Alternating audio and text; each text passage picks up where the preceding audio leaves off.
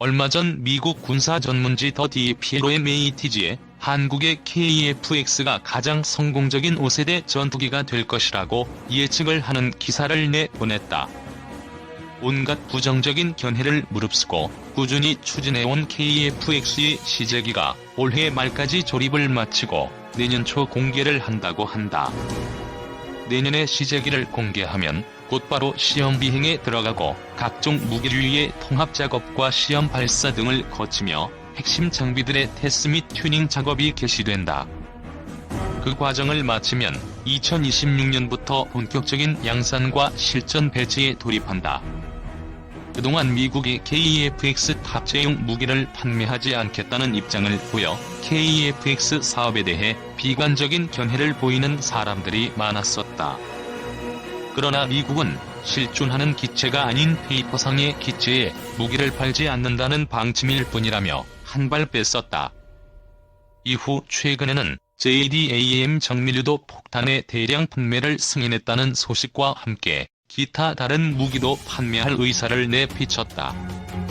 또한 이번 더 디플로매트에서는 한국이 미국의 무기 판매 불가 방침에 유럽산 미디어 미사일과 아이리스 미사일, 독일 제타우러스 공대지 벙커버스터 미사일을 통합하기로 했지만 미국제 AIM-9X나 신형 장거리 공대공 미사일인 AIM-260을 통합하게 될 경우 엄청난 위력을 발휘하는 전투기가 될 것이라며 미국제 최신 전투기용 무기의 판매 가능성을 내비치고 있다.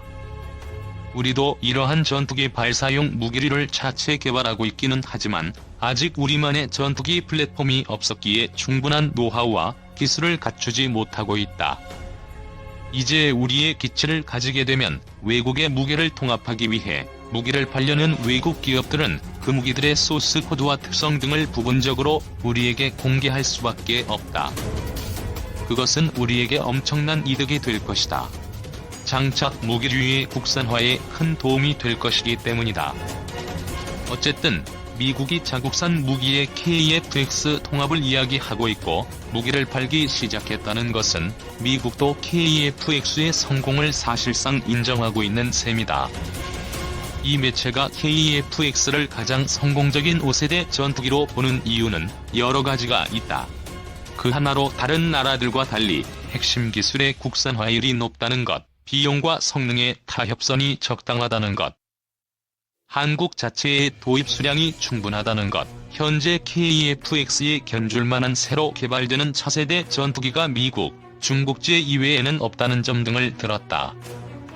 대부분의 군사 전문가들이 완전한 스텔스기가 아니라는 이유로 4.5세대로 분류하고 있지만 이 매체는 사실상의 5세대로 분류를 하고 있다. 미국이 알고도 모른 채 한 것인지 아니면 우리가 보안을 잘 유지해온 것인지는 몰라도 미국이 일본이 차세대 전투기를 개발한다고 할 때 보여줬던 그런 노골적인 견제는 없었다는 점을 보면 어쩌면 미국이 방조를 했을 가능성도 점칠 수 있다. 그리고 우리 전문가나 세계의 전문가들이 놓치고 있는 부분이 있다. 우리는 이미 20년 전부터 스텔스 기술을 연구해오고 있었다고 한다. 헬스 도료로 사용할 수 있는 메타물질을 일찌감치 개발했었고 이를 구형 전투기에 발라 각종 테스트를 진행해오고 있었다고 한다. 기타 미국이 판매 거부를 한 핵심 기술들도 사실은 오래전부터 개발해오고 있었던 것들이다. 이래서 2년 전부터는 미국은 한국이 실제 자신의 실력을 숨기고 있다며 의심의 눈초리를 보내고 있었다. 그 정도로 우리의 숨은 내공이 오랫동안 차근히 준비해오던 것이지 갑자기 하늘에서 떨어진 기술이 아니다. 더 디플로매트는 한국의 노후 전투기인 F4, F5뿐만 아니라 현재 최신 버전으로 업그레이드하고 있는 한국 자체 제작 KF-16을 제외한 미국으로부터 직도입한 초기형 F-16을 KF-X로 전량 교체할 가능성도 언급하면서 그렇게 될 경우 한국은 미국을 제외한 가장 강력한 공군력을 갖출 수 있다는 분석도 내놓았다. 다만 가격이 문제라서 수량적으로는 좀 줄어들 가능성이 크지만 전체적인 공군력에서 지금과는 비교할 수 없는 강력한 공군으로 환골탈태하게 될 것이라고 보고 있다. 또한 내 분석이긴 하지만 일부 밀매들 사이에서 나오고 있는 항공모함 함재기 버전의 개발도 충분히 가능성을 열어두고 있다는 점이다. KF-X는 대형기체인 F-15와 미국에서는 경량이지만 우리는 미들급으로 분류하고 있는 F-16의 중간으로 자리 잡고 있는 미국의 항공모함 함재기 F-18 슈퍼호넷급을 염두에 두고 만드는 기체다. 실제 덩치도 비슷하지만 KF-X에 사용하는 엔진이 F-18 슈퍼호넷에 들어가는 엔진이다. KF-X는 F-18보다 훨씬 늦게 개발되는 기체로서 신소재 적용률이 높고 최신 설계 기법이 들어가 있기 때문에 오히려 기동성 등이 더 뛰어나다. 중량대 추력비도 F-35보다 높기 때문에 항공모함의 짧은 활주로에서 이착륙할 때의 충격을 견딜 수 있게 기골 보강 및 랜딩 기어만 보강하면 함재기로의 개량도 크게 어려운 문제가 아니다. 모탑재 버전은 수량이 적으므로 랜딩 기어를 따로 개발하는 것보다는 같은 체급인 F-18의 것을 수입하는 게 가격 측면에서 유리할 것이다. 수출 시장에서도 F-35와의 경쟁력에서 뒤처지지는 않을 것으로 보고 있다. 어차피 미국도 수출형은 일부 성능을 빼거나 다운그레이드를 해서 판매하는 것이고, 지금 가격을 확 내렸다고 하지만 어차피 다운그레이드형의 가격이고 KF-X의 풀버전 모델과 가격을 비교하는 것은 모순이 있기 때문이다. 또한 전투기는 도입 이후의 유지 보수 비용이 관건인데 KF-X는 수출을 염두에 두고 처음부터 유지 보수가 용이하도록 설계에 주안점을 두었기에 지금 보비용과 수리 및 보수 때문에 운용률이 크게 낮은 F-35보다는 운용률이 높을 것이라고 미국의 전문가들도 예측을 하고 있다.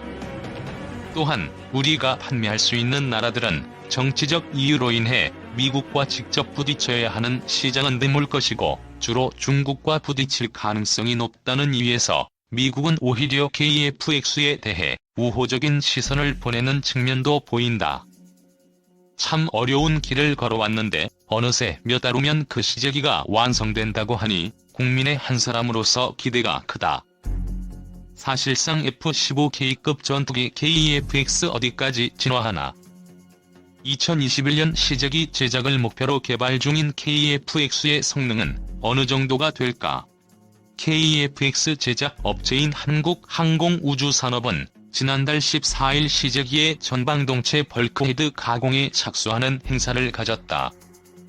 벌크헤드란 동체를 이어주는 격벽을 말한다.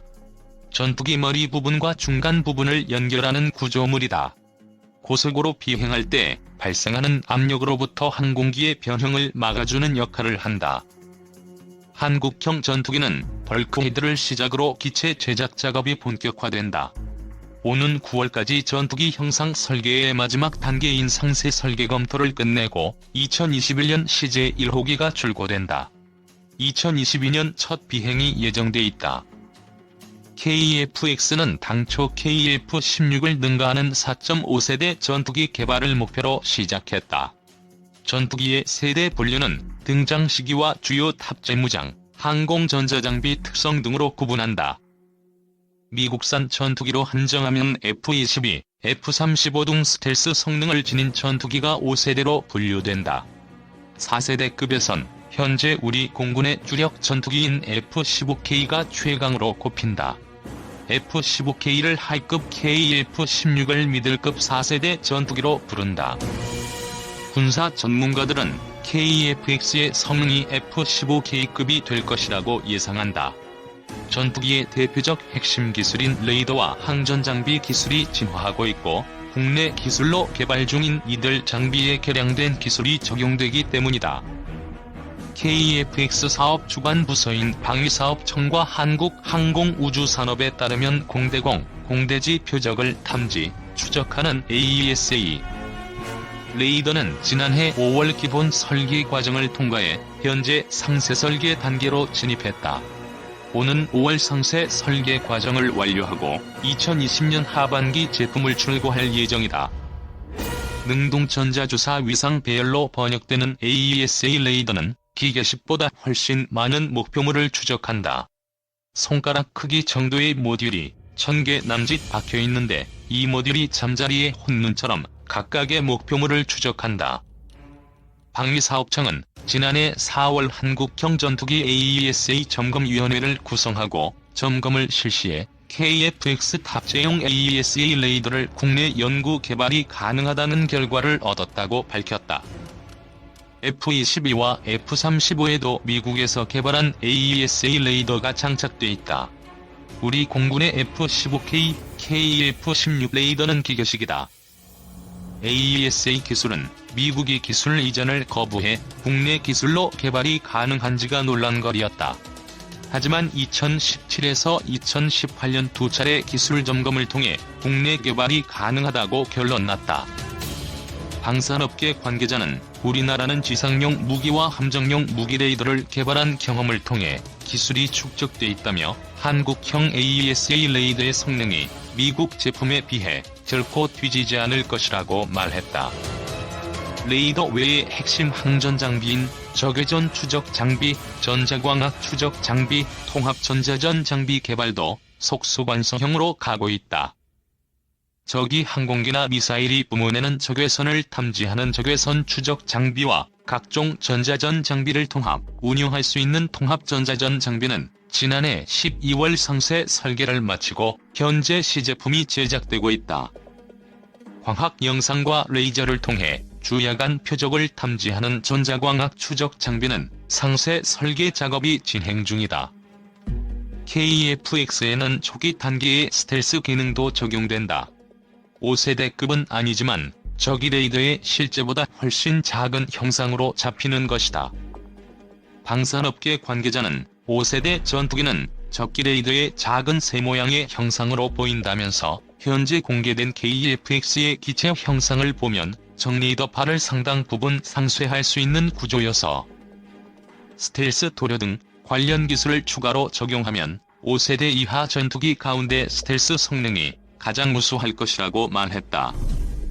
KF-X 사업은 진화적 개발 개념인 블럭 개념을 적용한다. 기술 발전 추세에 따라 전투기를 더 나은 성능으로 업그레이드하는 것이다. 기체 형상이나 항전 장비, 스텔스 기능이 추가되면 동북아에서 스텔스 기종을 제외하면 동급 최강 전투기 지위를 누릴 수 있을 것으로 전문가들은 전망한다.